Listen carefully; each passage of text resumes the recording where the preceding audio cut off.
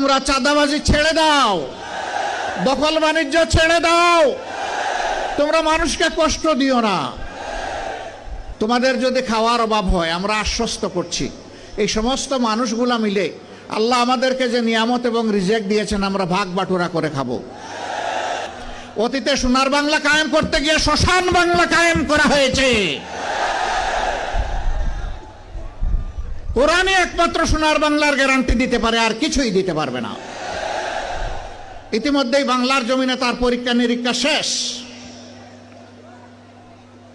এখন হবে ইনশাআল্লাহ কোরআনের বাংলাদেশ। যারা কোরআনকে খণ্ডিত করতে চান অথবা সহ্য করতে চান না, তাদেরকে আমরা বিনয়ের সাথে বলতে চাই, এ দেশের আপামর জনতা বাঁচতে চায় কোরআন বুকে নিয়ে, মরতে চায় কোরআন বুকে নিয়ে, আল্লাহর সামনে দাঁড়াতে চায় কোরআন বুকে নিয়ে। কোরআনকে আমাদের থেকে বিচ্ছিন্ন করা যাবে না ইনশাআল্লাহ।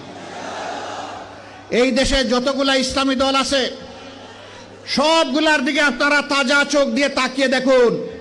আমি বেশি দূরে যাব না, 5 আগস্ট থেকে শুরু করে আজকে এই 22 ফেব্রুয়ারি পর্যন্ত এই সামান্য পরিক্রমায় কোথাও আপনি দেখবেন না ইসলামী দলের কোনো লোক এখন জাতির উপরে জুলুম করছে, চাঁদাবাজি করছে, দখলদারির সাথে জড়িয়ে গেছে। কোথাও দেখবেন না। তার একমাত্র কারণ তারা কোরআনকে সম্মান করেন এবং বুকে ধারণ করেন। তার একমাত্র কারণ তারা আল্লাহ সুবহানাহু ওয়া তাআলাকে ভয় করেন। যাদের অন্তরে আল্লাহর ভয় আছে তারা মানুষের উপর জুলুম করতে পারে না। তারা মানুষকে ভালোবাসে, তারা মানুষকে শ্রদ্ধা করে,